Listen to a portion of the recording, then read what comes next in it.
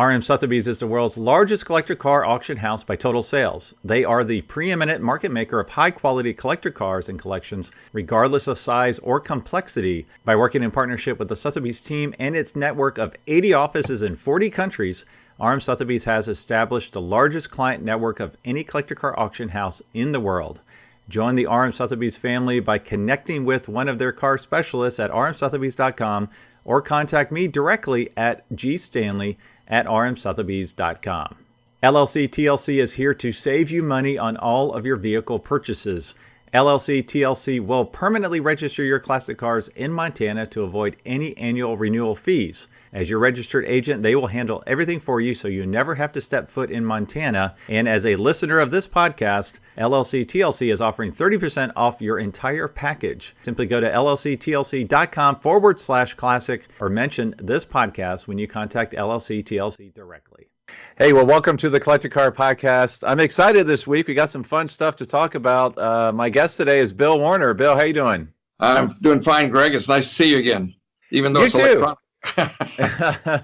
You too. This is pretty interesting because just before the pre-call for this recording, we both figured out we're going to be going to Eyes on Design this weekend. So we'll talk about Eyes on Design here shortly. Yeah. But I really wanted to just kind of connect. I mean, it's been a couple years since you were involved with the Amelia Island Concours d'Elegance. I just thought it'd be fun to give our listeners an overview or kind of an update as to what you've been up to over the last couple years and what you're doing next. Well, people must think I'm going to die soon because I'm going to all these shows as giving speeches and things. I was in Highlands, North Carolina last weekend doing Tom Cotter and I did a book on the car culture of Cuba. So I did a PowerPoint thing on Cuba. Before that, Ross Meyer and the Three Dog Garage in Boyertown, Pennsylvania had Jane and I up for what they call the legends. I told him I thought legends were dead people, but that's okay. And they had a really nice dinner for us up in Boyertown, and he's got the most fabulous collection of racing Fords I've ever seen. Yeah, they're gorgeous. And, if people haven't seen the Three Dog Garage, they should get by and see it. It's well, so for our listeners, I was actually just up there about 4 months ago, so I will overlay some pictures. So if you're listening audio only, go to YouTube, check it out. Pictures of this. Oh yeah, garage. You know, the car I love there is the cookies rod, from 77 Sunset Strip. Yeah, I found all those hot rods. Danbury Mint model of it, which I sent to him this week. I know it's not a good car to drive. T-buckets never were, but it just looks so fabulous. Then he had, the ex George Fulmer Bugmore Trans Am car and the Dan Gurney Cougar and the Battle Bird, all the great stuff. And let's see, after there's Three Dog Garage, and then I got named chief steward of the Monterey Historic Races, which is a lot of work right now. And I asked Bruce Canepa, how come they named me chief steward? Says, you missed the Zoom meeting and you're old. I said, okay. So I've always been told if you start wearing a captain's hat, towards the end of your life, that means you're getting close because you're trying to get the last semblance of control. So don't wear a captain's hat, okay? Well, I just turned 81, and I think I drove my last race last year. I went to Lime Rock, and with the Group 44 TR6, I did, on a really good day, I did a 1 minute flat, which was flying. So I was going back up with a TR8, which was, 200 more horsepower, and I figured I'd be down in the 57s, and I was at a 104, and I said, well, I think I have worn out. It's time to quit. If you can't make the faster car go faster, that might be a sign, right? That was a sign, yeah. And I've got one of the IROC Camaros, the car Al Unser won Michigan in, and I have to crawl through the window, and getting in isn't nearly as bad as trying to get out. Right. Yeah. You pull the Dukes of Hazzard move? Is that how you get in there? Well, I was down. I have a Pontiac that was a Firehawk car turned into an A sedan. I went to Daytona with it a couple of years ago. And I was pulling the tech inspection, and Chip Wright, who was the chief inspector, says, Bill, we got a rule. You got to get out of the car in 30 seconds in case there's a fire. I said, Chip, you set this car on fire. I'll be out in 15. It won't be pretty, but I'll be out. That's awesome. Well, now you're taking this call from your office, and I see some cool cars in the background. Yeah. What can we actually see here?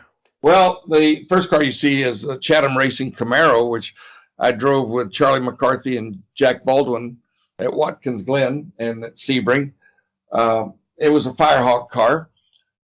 There's no place to run Firehawks. That's a shame. These cars were special. Yeah. They were part of a General Motors project, and they built 24 of them. Next to it, I don't know if you can see it, is the IROC Camaro. That was that's an interesting car. It's in black, and I sent it up to Ray Evernham, and they did a complete autopsy on it. Turns out it wasn't the black car. It was a yellow car, yellow number 2. And I said, well, gee, I was hoping this was the Al Unser Mario Andretti car, the black one from Riverside. They said, no, this is even better. This is the Al Unser, Nicky Lauda, Clay Regazzoni, Alan Jones, Gordon John Cock, Buddy Baker, Bobby Allison, and Al Holbert car. Every one of those guys drove it. So it's got a great provenance. I got it about 4 years ago out of England. And so many of these IROC cars were really badly damaged in the IROC racing, either on their roof or front and back. This one got hit twice, left front and right rear, but all the numbers are still on the car. So it's a good car. Wow. Okay. That's very cool. Beyond that, I got a Studebaker Avanti, an R2 4-speed. Is that the supercharged one, the R2? It is. 289, not a Mustang engine. It's so no, 289 Studebaker engine. Yeah. Right. And beyond that, I've gotten into Rivieras. I got a 63 Riviera and a 71 boat tail. I'll send you some pictures. You can post them. The boat tail is wonderful. You go out in it and people don't know what it is. They wonder who built it. And evidently Buick didn't have they didn't have a whole lot of success with the boat tail, but today it's so bizarre looking. And then 3 Eldorados, an Eldorado Brome, an Eldorado Biarritz from 57, and Eldorado Seville. You got to roll your R's. Biarritz. Biarritz. Yeah, well, it's got double R's in the Biarritz. On the other side, let's see, we got my wife's 79 450 SL, a 71 Ferrari Daytona that belonged to Chuck Jordan, who's the chief designer of General Motors. A 911, which I've owned for 53 years. I ran a Cannonball in it. That's the 71 911. And next to that, let's see, a Ford GT from 2005, and a C8 Corvette. Also in there is a car that belongs to a friend of mine who tragically passed away about 4 weeks ago. It's a CX Jerry Titus Pontiac Trans Am that finished 3rd at Daytona in 68. And wow. It's going out to Bruce Canopas. The widow is selling it. You know, you never know when you're going to get the call. And we had lunch one day, says, I'll see you next week. There was no next week. Yeah, never came. Wow. Well, one thing we figured out last time I was at your place, which was 2 years ago or so, during Amelia Island Car Week, is that I went to high school with your daughters, and I kind of knew them a little bit. Ended up taking one of their best friends to prom, which was kind of cool. Your building that you're currently in is about a half mile from my kindergarten school and another half mile from the veterinary clinic where we took Snowball and Sugar. So tell us about your building there, because we had a fun conversation prior to this call. Well, I had a building that we ran the Concours in, had 9 offices and a meeting room and a kitchen and everything. And when Haggerty took it over, they didn't want the building. And I was by myself in this building with all these offices and 2,400 square feet. And I was going to expand it, and the contractor came to me and said, a building just came on the market, and you can do a 1031 swap, and for less money, you have a better building. So I came over and looked at it and told the guy, what's your bottom line? He told me. I said, I'll take it. And I got it probably 3 days after it was listed. But it's 11,000 square feet with 3 luxury offices and a unit repair room. It's plumbed out for compressed air. We've got a 40 kW generator, a reverse osmosis water system, and a helipad. Wow. The gentleman that owned it was going to land his helicopter here to fly down to his jet in St. Augustine, and he was not allowed to land here. It's a residential area, and it's close to another building next door, and he couldn't get a permit to land. So I became the beneficiary of his bad luck. Can we have car shows on the roof? No, not on the roof, but in the helipad. We could use it as a skid pad. Okay. That would be a lot of fun. Yeah. Well, so since you left Amelia, have you had much involvement there, or are you pretty much kind of retired doing your own thing? None. It's their show to do. Okay. And what do you have coming up next? I know we both found out that we're at Eyes on Design this Eyes on weekend, which Design, and I've then never been, so I'm looking oh, forward you'll to that. love it. It's at the Edsel and Eleanor Ford Estate at in Grosse Pointe. Beautiful area. They get great cars, and what I like about the show, it's about design. It's not so much a Concours d'Elegance, although it has a Concours d'Elegance kind of theme to it. But you'll see everything there. General Motors is rolling out 23 cars there, some of their new electrified cars, and they're giving Professor Gordon Murray his Lifetime Achievement Award, and they'll have a McLaren F1 there, and it's just a great show. Lots of nice people. It benefits the Henry Ford Medical Center there for the Detroit Ophthalmic Association. So it's for a good cause. It's in a great city, Motown, and it's at a great location. If anybody has never been, they should go. It's a great afternoon. So what are your responsibilities when you get there? I don't know. I'm the grand marshal, whatever that means. I guess I wave to folks, and Saturday night I've got to make a small short comment about Gordon Murray and the new car he's got coming, the T50 and the T33s. And I'm picking up a car that I bought a year ago when I was racing the Chevrolets. One of the gentlemen from General Motors who traveled with us was Jim Spalding, and he told me he had this car that was really neat. It was a Corvair Monza convertible 64 that was pulled off the production line and modified at Chevrolet Engineering for the vice president of General Motors. Later vice president, he was general manager of Chevrolet at that time, Bunky Knudsen, who later went on to become president of Ford. And the car's a 64 Corvair Monza Spider. It's got Kelsey Hayes wire wheels, blue line tires, Abarth exhaust, Lucas lights, custom Cadillac paint. So they call it Fire Mist or Fire Frost Blue. It's got special interior gridded carpets. It's a styling department car for an executive. And I've always liked Corvairs. I had a Monza coupe years ago, but I just felt I couldn't pass up on an executive car. So right. I'm so upside down in that car now, I'll never see daylight. That means you're a true enthusiast. No, it may not have been a smart move, but it's a gorgeous car. I'll send you some photos. Well, you'll see it Sunday, but yeah. So, what are your thoughts of Murray's new what is it called, the T33, T50 with the well, they're all fan on the back? Not that I could afford one. I think the T50 is $3 million, and the T33 is like $1.5 million, $2 million. They, as he says his own word, it redefines the supercar. It's very light. It weighs 2,300 pounds. Wow. It's got 660 horsepower. It's an analog car. It's got a standard, 6-speed shifting gearbox, not a paddle shift. It has an active air system that modifies the laminar flow on the car and the downforce. I mean, it develops probably more downforce than the car weighs at top speed, but no one will ever reach top speed. I mean, it's over 200 miles an hour. Is it a track car? No, it's a driver's car. Yeah, I saw a video of it comparing it to the F1, and I was amazed at the sound. I mean, I think the red line was like 10,005 or something. 12,000 RPM. 12,000. Okay, so you imagine? You're not getting into it till you hit 9, probably. Yeah. Well, the funny thing is, and I don't mean this to be derogatorily of what's going on, but look around you: the Ford GT, the Corvette C8. We're building 200-mile-an-hour cars, and the only place to use them is on a racetrack. And I don't know how many people can handle 200 miles an hour. Right. Yeah. I'm beginning to sound like an old curmudgeon, but we build these cars because we can. Right.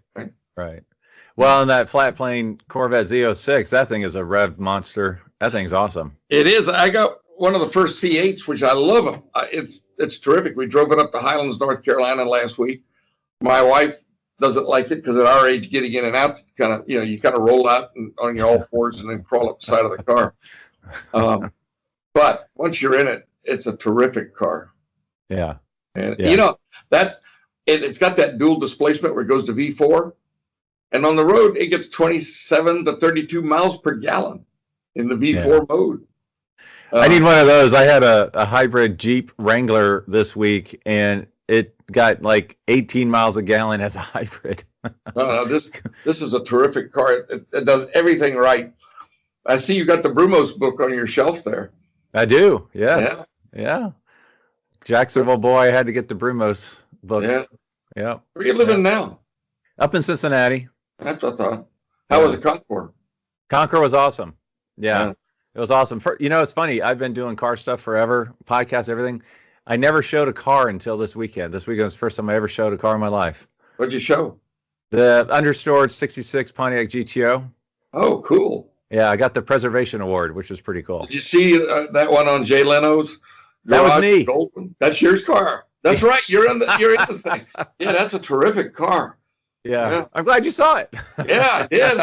I was really amazed at how original it was, other than the two little notches in the seat that the young lady put in with her teeth, right? We actually recreated that. I got the daughter who's 65 now, act like she's 9 into the back of that seat again. So I'll post that picture.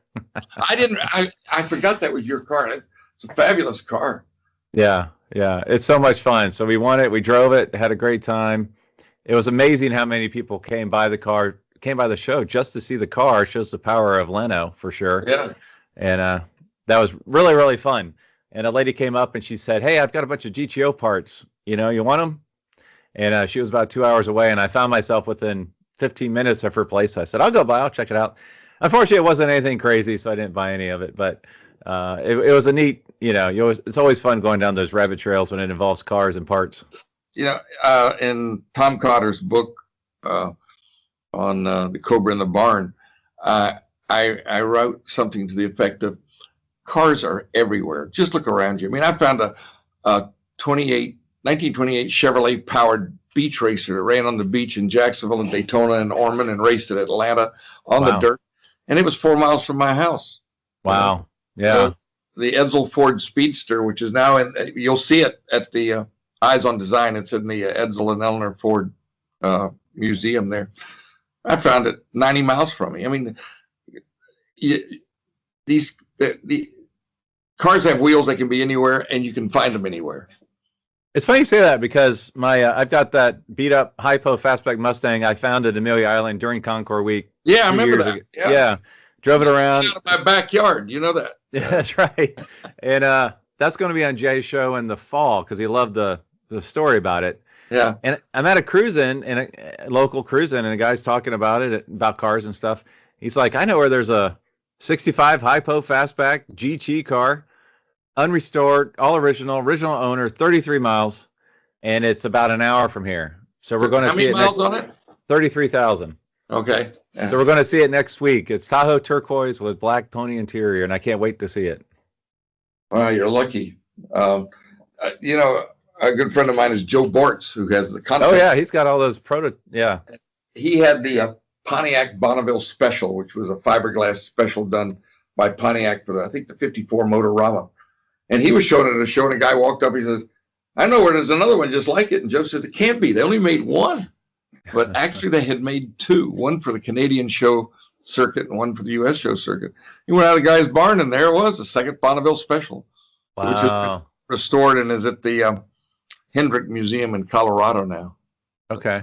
You never know. And car shows are a good place to find something. People come up and tell you what they know where it is. You can't go into every garage, but sure. Yeah. We found I knew of a 300 SL Gullwing since I was in high school that was in a lockup in Ponte Vedra Beach. And the guy bought it in 55, and his dad owned a Cadillac dealer and didn't want him driving a Mercedes. So he just put it away. Wow. And a Mercedes bought it, and they took it to Essen, and someone gave him a huge offer on it, and it went away. But it was, we had it in Amelia. If you were there, we had it.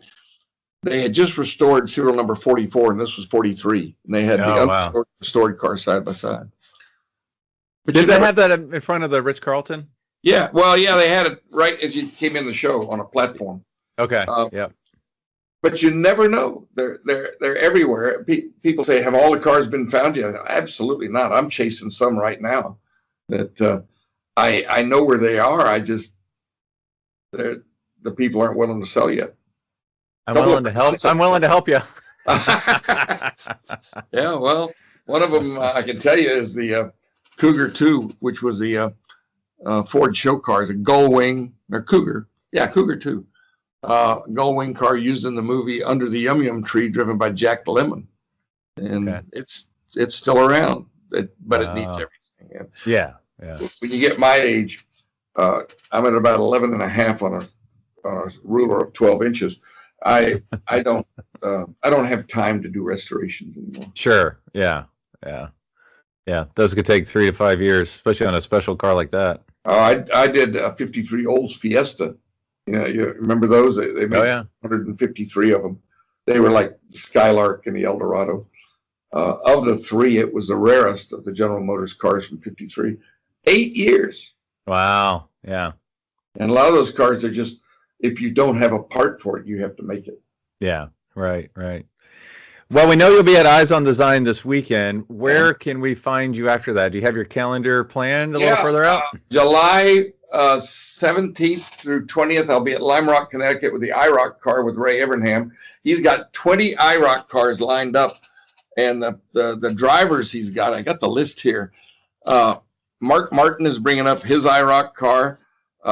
Greg Biffle, Jeff Brabham, Davy Jones, Bobby Labonte, Max Pappas, Ken Schrader, Danny Sullivan, Ron Hornaday, Boris Said, and Mike Skinner are all going to be there to drive the IROC cars. Wow, very cool. I was talking with Lowell Paddock this morning, who is kind of runs the Lime Rock thing. He says he thinks the crowd's going to be phenomenal there because of the IROC. Now, they're going to be demonstration runs. They'll be spirited, but not official racing. He's kicking off his new IROC series.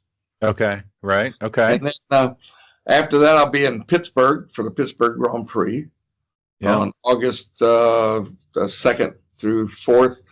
And then I got something going. I can't talk about it right now, but I think I'm going to go to Bonneville and try to set a speed record in a class. I tried a couple of years ago and didn't have any luck with it, but I don't know if the record's going to be for age or for speed. I haven't figured that out yet.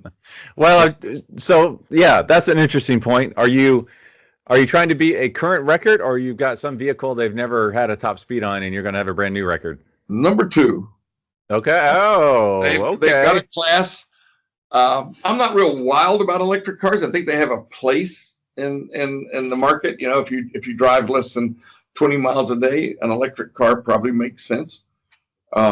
But I drive on the road a lot, so it doesn't. But for the first time ever at Bonneville, they're going to have a class for production electric cars. And that's about all I can tell you right now. I'm working on a project that if the company says yes, which we anticipate in the next 2 weeks, and we anticipate they will, I'll be at Bonneville with an electric sedan capable of pretty close to 200 miles an hour, I think. All right. Well, I'll see if I can find my electric tricycle and try to hit 15 miles an hour. If I make 50 miles an hour, it's a record because it's never That's right. before. And then after that, I go to Monterey, and that's going to be terrific this year. We're celebrating the 50th anniversary of vintage racing there, and we've got a bunch of the cars from each year honoring Dan Gurney, Sterling Moss. Everybody that's been honored there. That's going to be terrific. So people should, they should go to Monterey. They should go to Bonneville. They should go to IROC. They should go to the Pittsburgh Grand Prix. They should go to Eyes on Design. By then, if you've still got any money in your checkbook, you can relax a little bit. Anything after Monterey, or is that as far as? Yeah, I'm going to do the Shelby. I'm going to go to Audrain for that Concours the 1st of October. Try to get Hershey in if I can. And then the GT350 tour, I'm doing that with Bill Bryan and his Shelby GT350 in New Mexico. Oh, nice. And, I'm tired today. I don't know what it's going to look like in October. Riding around a GT350 isn't like riding around in your newer cars there for sure. Well, he and I did it last year in Indiana. It was terrific. The people are nice. We go to great collections no one's ever seen before. And a GT 350 is, it's not a boulevard car, if you know what I mean. It'll jar your fillings out of your teeth, but it's fun. Yeah. Oh, I love them. That's what I would sell my hypo for, is to try to get a GT 350. Oh, they're just I think the one to get would be the 66. The 65s are so expensive. They're $500,000. Yeah, they are. Yeah, I'd get a 66, and I'd be okay with an automatic. I prefer prefer a 4-speed. What do you think of 66? A decent 66 is nowadays about $1.50 to $200. Automatic, if you're lucky. Yeah. Yeah. I mean, the 4-speed Hertz cars, there's only 80 of those. Those are $3.25, $350 now. Yeah. I still think there's some to be found somewhere. There are. I know where there's a 4-speed, one of the rare 4-speed Hertz cars right now, disassembled. But the 65s have been soft lately. I've seen a few of them sell under 400,000, which has surprised me.